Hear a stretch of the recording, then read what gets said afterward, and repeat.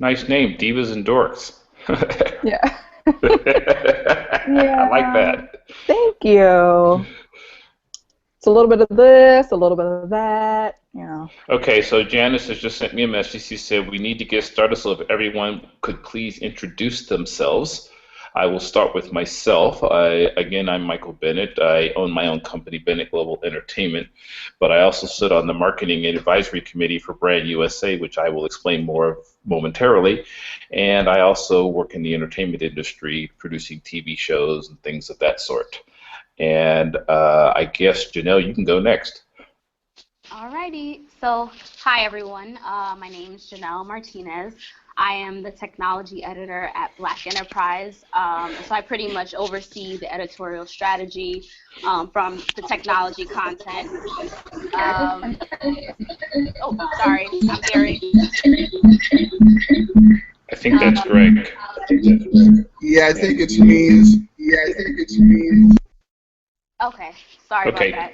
Yeah. So again, I'm the technology editor at blackenterprise.com. So on a day-to-day basis, I oversee the technology content for both the magazine as well as our website. Prior to Black Enterprise, I contributed to Latina Magazine, Latina.com, the Post Standard, the Syracuse Record, and a few other online and print publications. That's kind of a snapshot of what I do. Cool, you've been busy. How about you, Christen? Well, my name is Christen Rochon. I am the publisher of Divas and Dorks digital media, which houses divasanddorks.com, which is a site dedicated to fashion and technology from a female's perspective, as well as Divas Drive-In Heels, which is one of the first automotive sites dedicated to women by women, in addition to Divas on Destinations, which is a travel site once again, for women by women. Cool. Janice, did you unmute Greg? So Greg can introduce himself?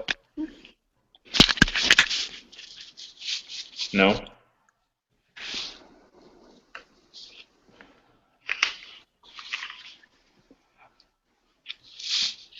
I see Greg, but we have no audio of Greg.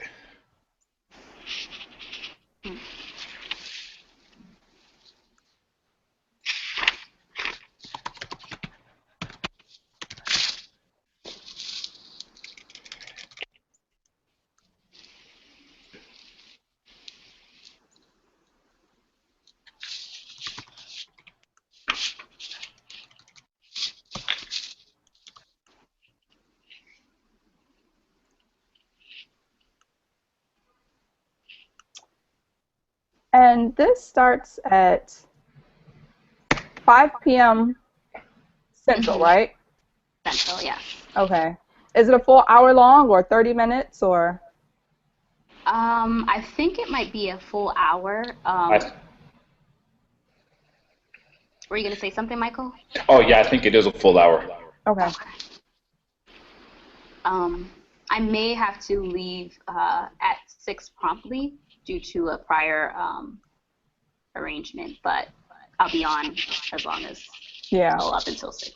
Okay, Janice just typed me a message that says we have 42 minutes left. Okay. 42 minutes to test? No, 42 minutes. Oh, no. I think we're on now live. Live, yeah. Oh, hey, y'all. No. Okay, Janice just asked me to give the background of Brand USA, and she just confirmed, yes, we are live. So I will tell you what Brand USA is about. Brand USA came about as part of the Travel Promotion Act signed into law by President Obama back in 2010. And its basic function is to promote the United States as a travel destination internationally. This is the first time in our country's history that we have ever promoted ourselves as a travel destination. Our operating budget is approximately $200 million on an annual basis, but there's a catch. The catch is that $100 million is set aside by Congress. The other $100 million has to be raised through donations and in-kind services from the travel and tourism industry. And this goes up for reauthorization for Congress again next year. So What we've done so far is we've launched campaigns in, I believe, 5 countries. We have 30 more on our list. The 5 countries are, I believe, are England, Canada, Mexico, I believe South Korea just came online. I know we're looking at Brazil, China, and several other countries as well.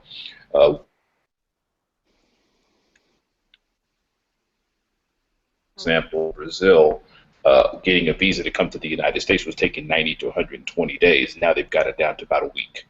So some of those issues we were dealing with. So that's Brand USA in a nutshell.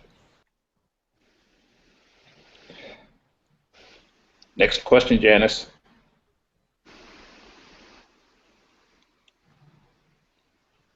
Unless she just wants me to ad-lib some more, which I'm perfectly capable of doing.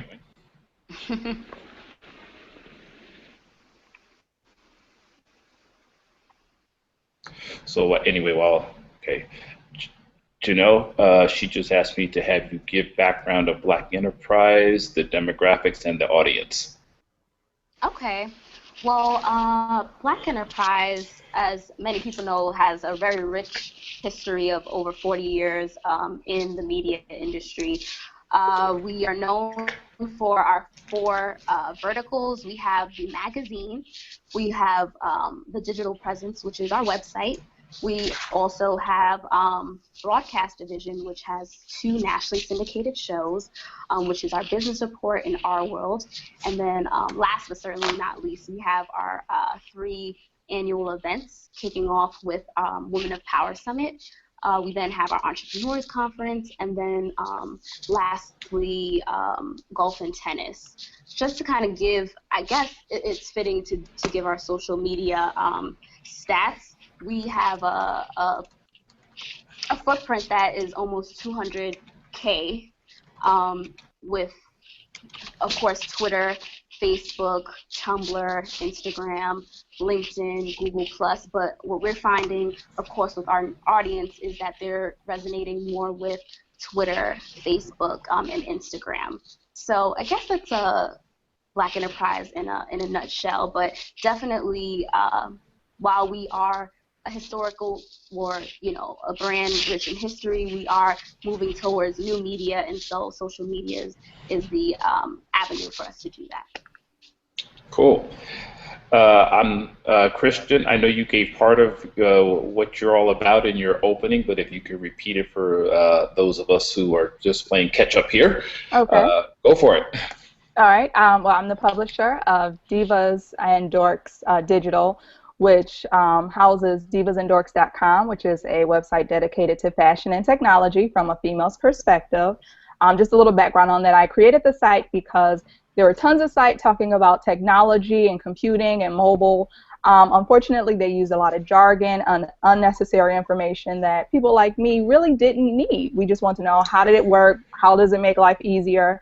And after noticing that there were no sites that really talked to women from a woman's perspective, that's when I decided to create divasanddorks.com.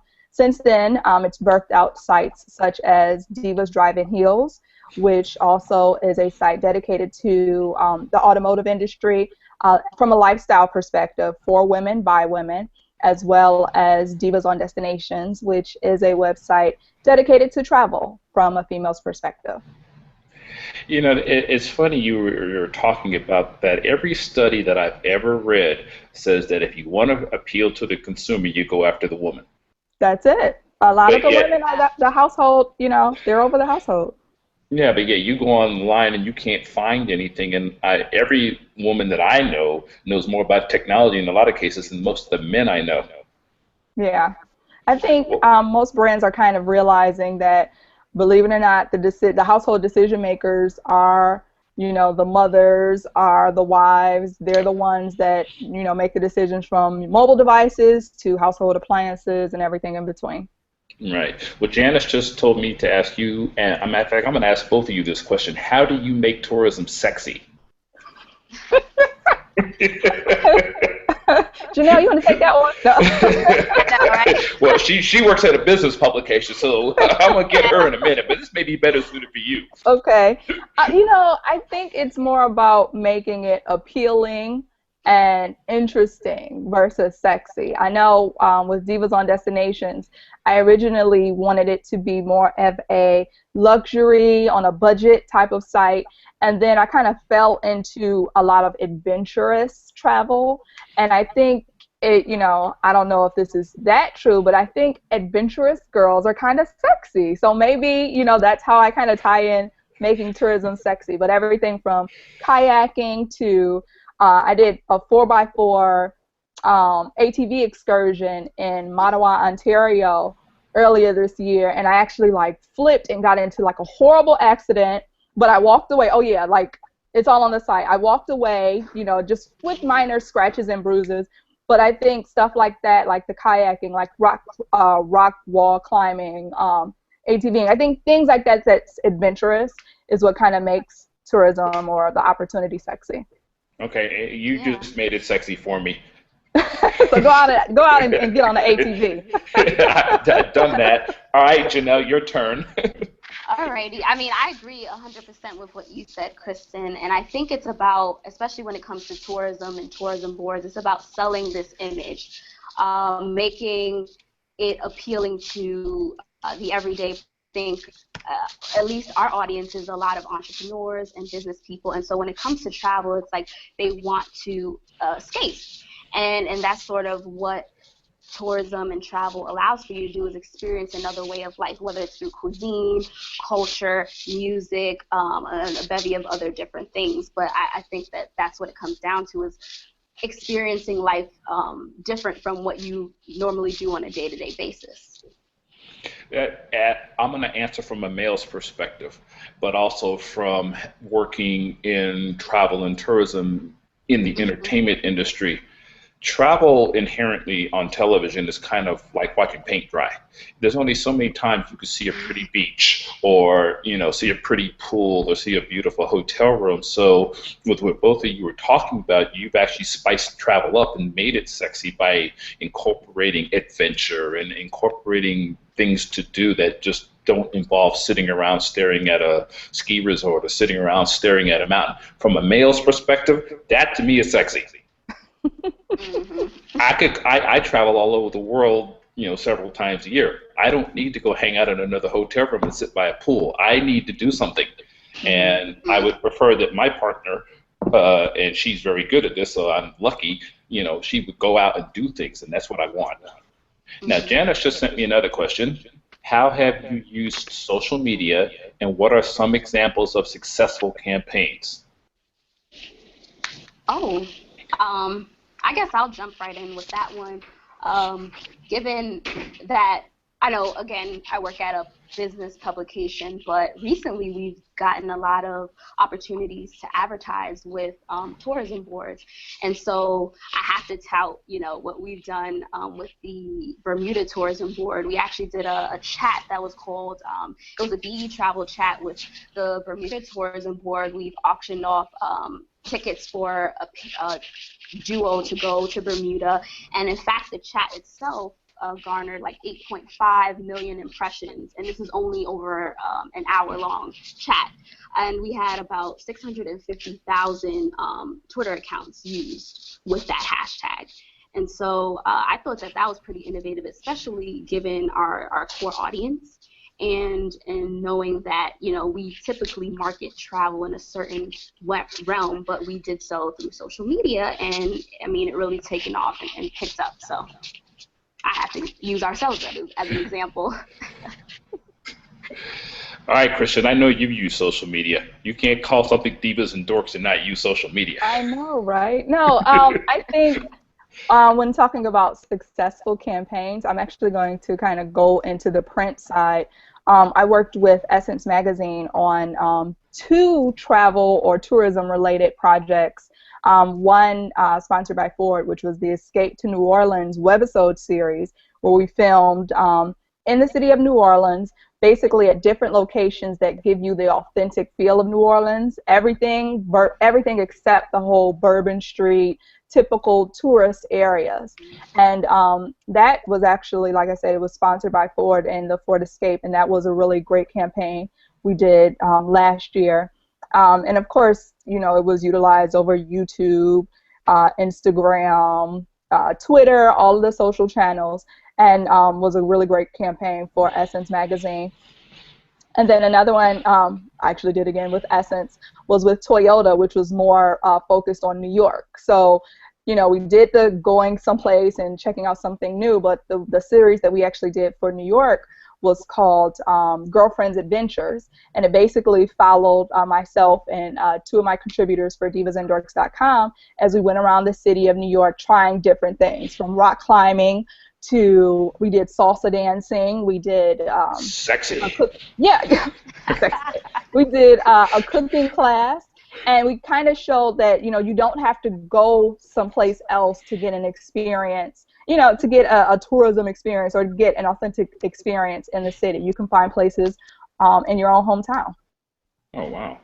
I saw something, I guess, about a year ago, the Orlando Convention and Visitors Bureau, as they were starting to experiment with social media, they actually had a contest, and a man and a woman actually won this contest. They flew them down to Orlando for 30 days, gave them a tablet and a smartphone, and basically set up all these destinations, with the caveat being that they had to tweet about their experiences, and they had to Facebook and stuff like that. And based on what I was told, it was a very successful campaign that actually wound up spurring a whole bunch of international tourists to come to the U.S. to visit Orlando. And of course, you know, Orlando already has a good footprint with Disney and Universal and all those attractions sitting right in their backyard. But then I also, at the Essence Festival, I don't know if you got a chance to go to New Orleans this past year, but a lot of times when some of the performances are on and the big screens behind them, I think Coke did this. If you tweeted to some number on the thing, you got free tickets to another concert that was actually going on at the festival. So you had all this social media application going on right during the middle of the concert, and it was actually, you know, for somebody as old as me, that's kind of fascinating when you see that going on in real time. And of course, my son sending me a text, "Dad, did you see this text?" You know, he's actually watching Essence on his phone from Southern California.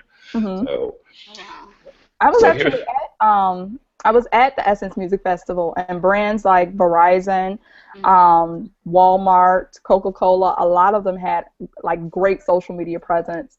And we're rewarding, you know, fans and consumers via social media while in New Orleans as well. So that's the thing now. Yeah, it is the thing. And I know a lot of mainstream advertisers still haven't quite figured out how to incorporate social media in their business. But for communications companies and people who are involved in pop culture, they need to learn some lessons from what you guys have done and from some of the other people. Big business still is kind of toying with how to really make that work. But the way I look at it is the international consumer didn't grow up on TV, because TV wasn't around in some of those places. They went straight from, you know, the telephone straight to mobile platforms and tablets and things like that. And television bypasses them. They're more familiar with this technology than most Americans are. Mm-hmm. Yeah. Okay, next question. Which social platforms have the most engagement for you, Christian? And what did Verizon do? That's both for you, Christian. Oh, okay. Which social platforms have the most engagement? You know what? Believe it or not, I will say Instagram. And I think because, you know, with all the different brands, you can only describe so well, you know, how a sunset in the middle of Toronto over, you know, the lake or whatever looks. You can only describe things so well on Twitter or even using Facebook. I think Instagram has done like a world of good as far as with my brand and engagement. Little plug. Divas and Dorks on Instagram.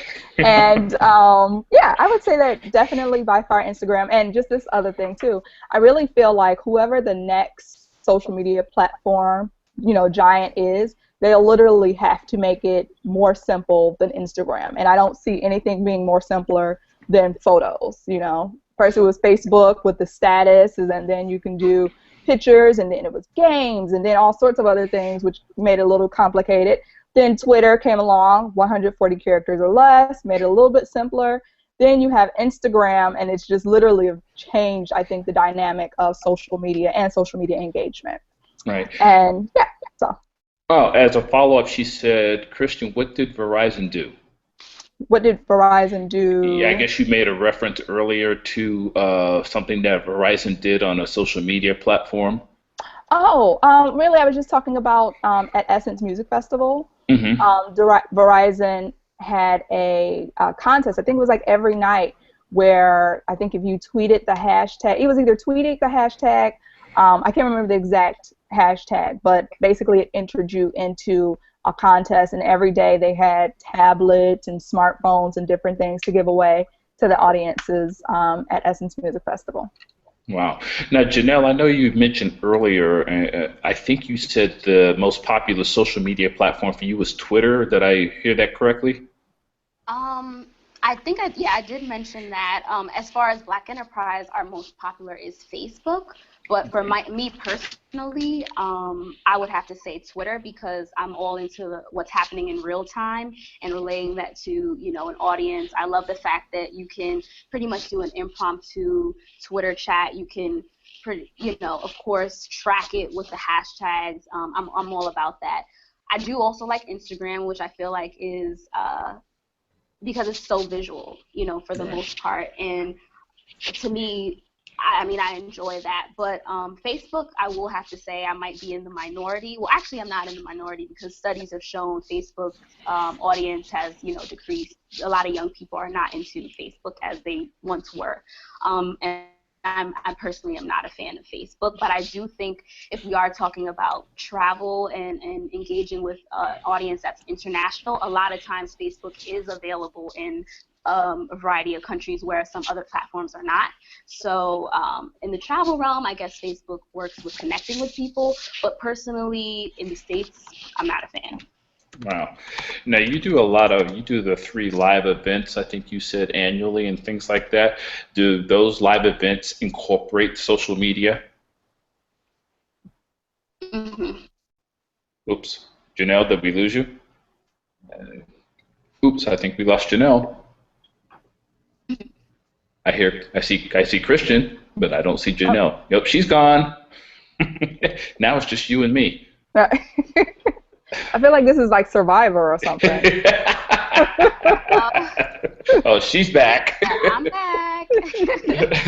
Yeah, I hope that doesn't happen again. But Uh, you said, how do we use social media with our events, pretty yeah, much. with your 3 events that you have every year. So we always have a social media campaign attached to our events, whether it's like small one-day meetups or it's our larger events, which could be as big as a week or 3 days. We always incorporate social media. So we'll do promotion prior to. So there's Facebook chats, there's Twitter chats. We tease things on Instagram, but then at the actual event, we make sure that our social media team is there and live tweeting our panels, and also we do live stream as well, so we have this sort of connection to folks that have not been able to make it to the event.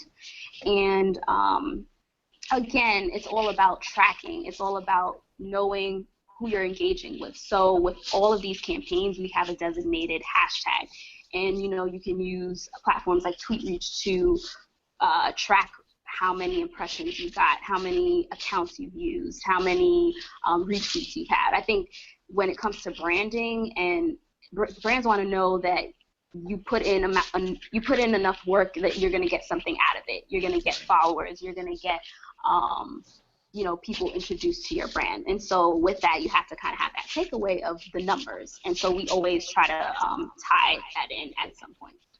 Well, that actually follows up with Janice's next question about how you measure success in your social media applications, and you've actually touched on part of it already.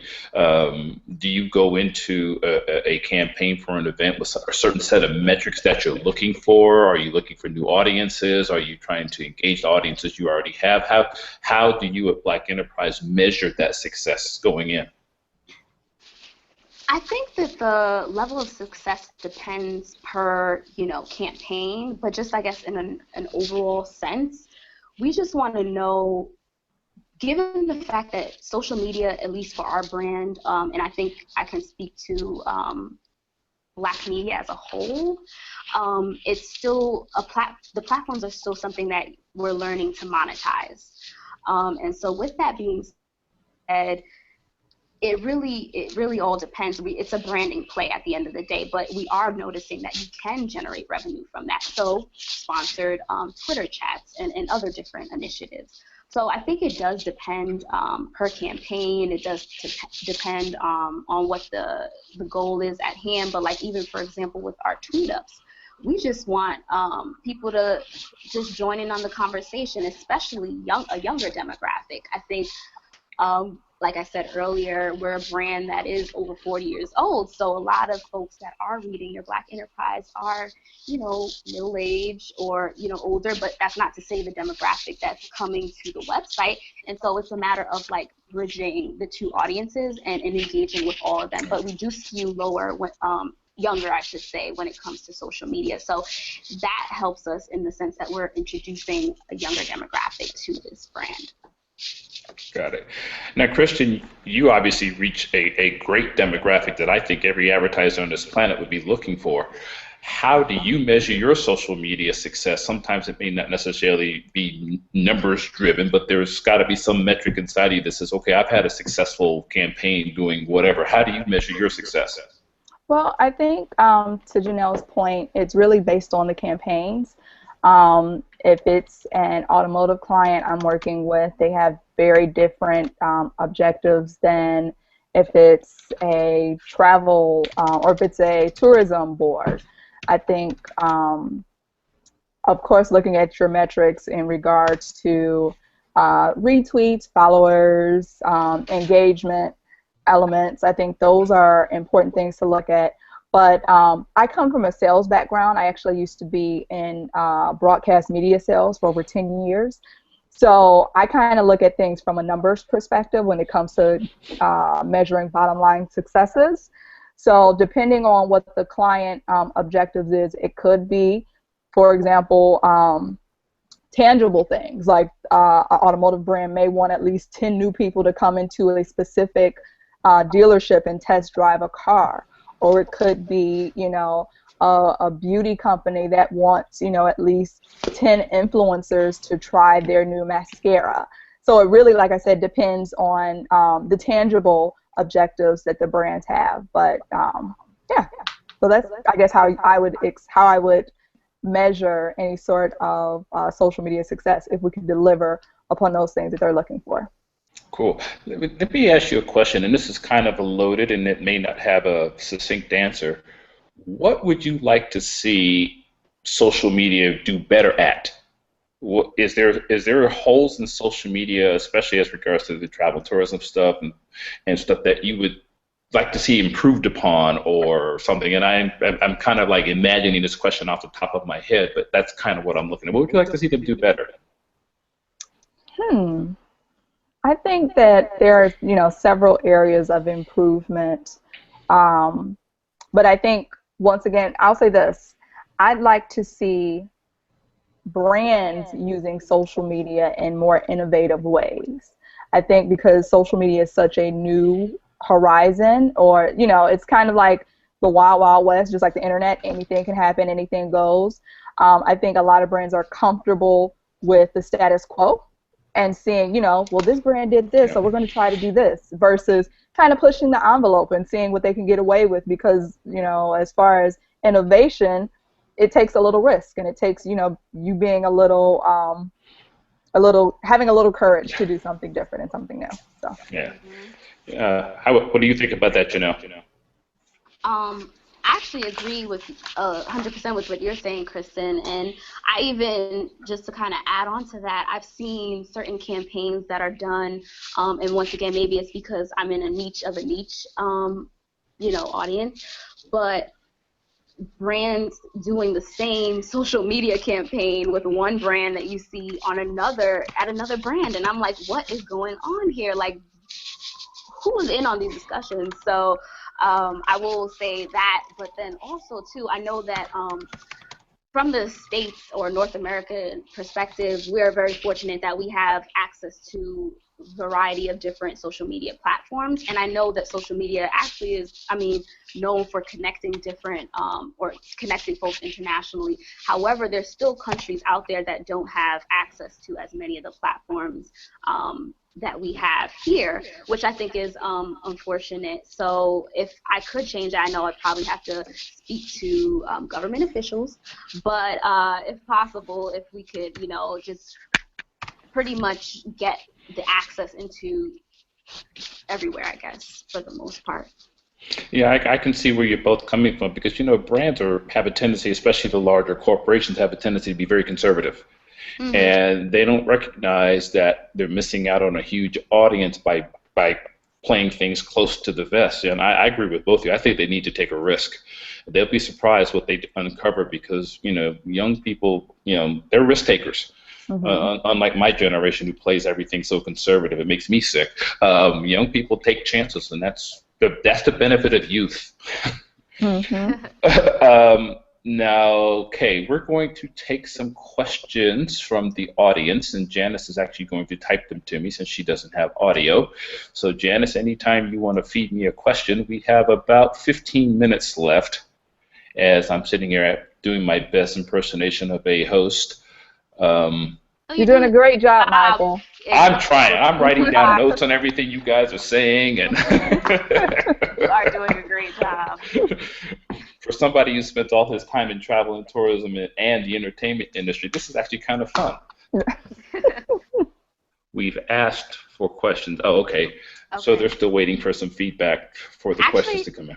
If there is a moment before the questions start, I will say one brand that I think has done an awesome job with social media as it pertains to Black media is The Root. They launched the Chatterati tool, which is sponsored by Toyota, and pretty much similar to what you see on Twitter where there are trending topics, they have pretty much aggregated or have a pool of influencers, whether it's educators, media, influencers, all of that have over 1,000 followers on Twitter, and they generate their own information as to what's trending. So a lot of times, you can just go there for what's trending, as they will say in quote-unquote Black Twitter. I think that that's a great initiative that they've done through sponsorship and branding. Oh, wow.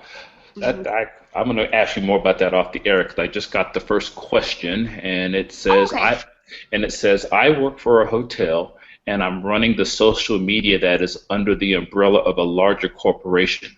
They let me handle it. How important are likes? Are we looking for engagement? What are the key metrics in building a community? What's going to make us stay with them next time? I can kind of jump in on that one. Go for it. And the only reason why is I actually work with Dwayne Reed, which is a pharmacy. It's affiliated with Walgreens.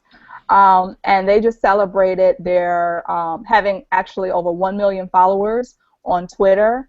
And I know they have a ton on Facebook as well as far as fans.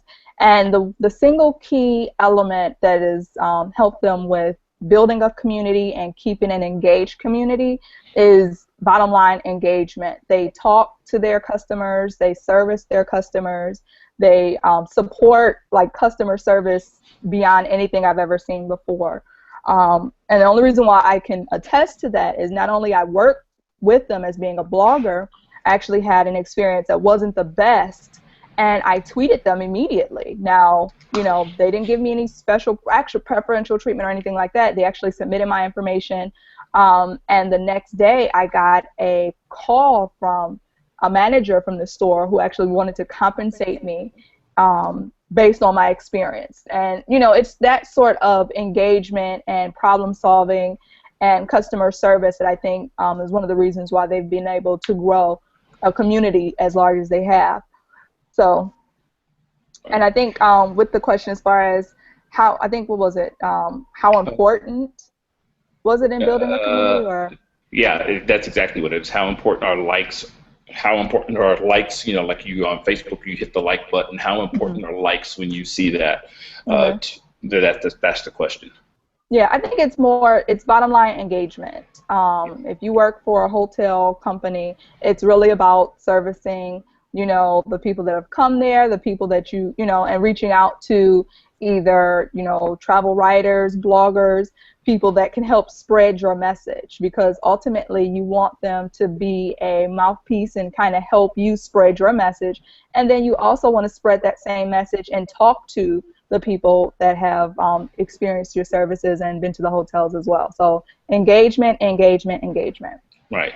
And I'm going to actually add something because the question came from somebody who works in the hotel business. And since I work in travel and tourism more on the corporate side, you're going to see something, if you haven't seen it already, called online reputation management. There are a bunch of companies out there who are selling software to help you manage your online reputation. How many times have you gone to a site and seen a bunch of bad write-ups about a hotel brand or a shoe company or a car company and stuff like that? People can get on social media and ruin your brand in 5 minutes. Some of it's malicious, some of it is not. Some of it has valid concerns, but you can always get people to respond to the negative stuff, but no one takes the time to write if they've had a good experience. So a lot of hotel brands are looking at ways to manage their online reputation. Some of them have, like, for example, smartphones connected that you can use with your smartphone and stuff like that, where, like, let's say your room doesn't have towels in it. You can actually just pick up your smartphone and send it, and it goes straight to the manager of the towel department to bring towels to your room. If you've had a bad experience, you can actually text the general manager on the spot. I stayed at the Westin on South Beach about a year ago, and I actually had somebody assigned to me at the hotel who every time I sent her a text, I got responses, whether it was her department or somebody else's department. So you're going to see that a lot. And I say all that to say that those likes that you get on Facebook and stuff are very important, but the overall online reputation management of the brand is even more important, and you have to overcome some of those negative comments that you see. I mean, we've all read, Huffington Post and some of those others. Some of the hatred that comes out of some of those comments, it just make your head spin. But those are the ones that get people's attention. So hotels have to work extra hard to make sure that one's tiny little bad experience doesn't get blown up into something it shouldn't be. Mm-hmm. Let me see. Oh, here's a question. We're curious to know where everyone on the panel is based. Oh. I'll start with myself. I actually am based in Las Vegas, but I probably spend about 200 days a year on the road between travel and tourism projects and my affiliation with Hollywood. Gotcha. Janelle? I'm based in New York City. And Christen? I am born and raised Detroit, Michigan, but I live and based in New York City as well. Okay, and the next question is, and because you work in travel, because you work in tourism and social media, how do you handle cross-market promotion? What have you found to be the most effective through the use of social media to reach across markets? I guess the first thing I would ask is define across markets. I don't quite know how to answer that question. If we're talking about cross markets, across racial ethnic groups, that is somewhat of a difficult task. I actually just read a study from Nielsen, probably just in the last 2 weeks, and a lot of times as marketers and advertisers, and I have written about this extensively, we want to be talked to direct. We don't want to be talked to through another medium. In other words, if you want an African-American consumer, advertise in African-American media. Don't just assume that the general market's going to pick us all up. And that's been a big problem in the advertising industry as regards to travel and tourism for the 20 years I've been in the business. And, a lot of times we would like for you to talk directly to us. Here's the follow-up to the question. For instance, if you're working in Vegas, how do you use social to promote the New York market? What tactics do you use to reach your audience in other locations? Okay. Now, keep in mind, I don't specifically work in the hotel business, but, for example, you're in Detroit, Christian. Well, we've got our MGM property here in Las Vegas. Well, you got an MGM property in Detroit. it's an easy cross promotion for somebody who may not want to go outside of Detroit but still want to go gambling at a casino property. Vegas is also very popular in the Asian markets. You know, most of the casinos that dot the Las Vegas Strip have corresponding properties in Hong Kong and Macau.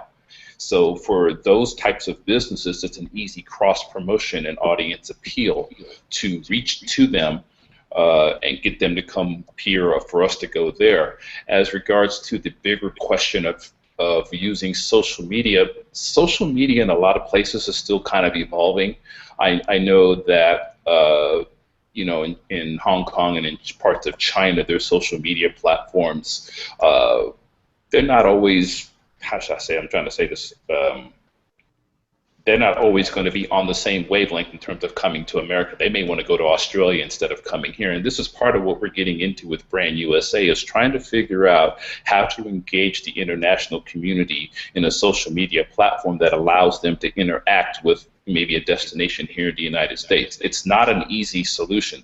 We're actually working with Google and some of the other bigger companies to try to figure out how to do that cross-platform, if you will, so that maybe somebody in Europe will, you know, have a social media campaign with someone here in the United States. And I know a lot of the individual destinations like New York City, Philadelphia, Chicago, they actually have tourism boards set up in a lot of these foreign countries, and so they're starting to engage that social media connection. How far they've gotten in it, I could not tell you. How do you make an event in Chicago appeal to people in New York using social media? Anybody want to tackle that? I'm sorry, repeat the question. How do you make an event in Chicago appeal to people in New York using social media? Oh, well, I think, to be honest, that's the beauty of social media. You don't necessarily have to be physically at the event because you have, for example, hashtags. So this past weekend, there was several events that I wasn't physically present at, but I felt like, thanks to social media, I had a front row center seat. So I saw people retweeting, I saw people, you know, at mentioning, and so I felt like, okay, I'm there. But if, you know, you want, I guess, an audience, you need to loop in sort of the live streaming aspect. So some companies are, you know, doing live stream signups. So that's still, while you have your people that are physically at the event, you also have a set number of people that are on a live stream that are also tuned in, but just virtually. I hope that answered the question. It did, and I'm apologizing because I got a real long question here that I'm going to read to you both. Hi, my name is Karen. I work for GoLastMinute.com, a travel deals aggregator. Our largest audience is baby boomer women, particularly on Facebook, where we have the highest engagement from women over 45. Christen, you mentioned women as the largest consumer online. Can you talk specifically about this group over 45 and your experiences with travel on social media? Sure. That's a loaded question. You know, I think as far as women consumers online, they vary depending on, you know, products and services, but I know based on travel, my core demographic is women 25-54. So, of course, baby boomers fall into that a little bit. I really want to talk about my experience with them on travel has been more on the solo traveler side, as far as like women that like to travel alone or are not afraid to travel alone. I'm not sure exactly what experience or what information you're looking for specifically, but I will say they definitely enjoy luxury travel. They definitely enjoy concierge services, as far as having either itineraries or proper plans for them. And that's just based off of the experience that I've had and talking to some of my readers on and offline. Okay. We have approximately 2 minutes left, so maybe it's one of those proverbial, do you have any closing comments to make about social media and travel and tourism? I'll start with you, Christen, since you just finished. Any closing Any closing remarks? I think that social media is not going away, and it's going to be such an important component in building when it comes to travel and tourism boards and communication to the travel and tourism industry overall. And I'm just excited to be in the industry. I think it's an exciting time. I think it's a growing time and a building time, and I can't wait to see how things evolve in the future. Great. Janelle? Great. I think for one, with brands, it's so important to realize there's so many different social media platforms out there, and doesn't mean your brand has to be on all of them. Know who your audience is and know, what you want to target with them. So just like Christen, you mentioned that you are, take a liking to Instagram and you notice that your followers are following you there heavy. So, hey, she knows that it's Instagram. For another person, it might be Facebook, but don't stretch yourself, thin. I think a lot of times brands are guilty of doing that because there's a new platform. It's like, oh, we got to get on it. But then you realize the engagement there is horrible. And then, when it comes to advertising and they're asking you what platforms you're on and you're saying, oh, I'm on this platform, and they ask you your numbers, it's not going to look too good because you're on all these different platforms. So just know who your audience is, what your mission is, and then move forward as far as your overall social media strategy. Cool. I think that pretty much wraps it up. For me, I would say play social media for the long game. Don't just get in it, test something once, and then get back out because it wasn't successful the first time. You have to keep trying and trying and trying. You will eventually hit a sweet spot with social media. With hashtags and @ and things like that, it's very easy today to categorize things and allow people to find it. Maybe you didn't go to the Essence Festival this year, but maybe through the long game and the Twitter experience and things like that, it will pique your curiosity to go next year. So you play the long game with social media. And with that being said, I think, Janice, we are out of time. I would like to thank everybody for listening to us, and hopefully you learned something. And I'm sure Janice will figure out a way to forward us some questions if you have any more. She's nodding yes. So again, thank you, everybody. Thanks to Christen and Janel both for spending some time with us this afternoon. It was fun. Thank you. Yes, thank you for having us. Thanks. All right.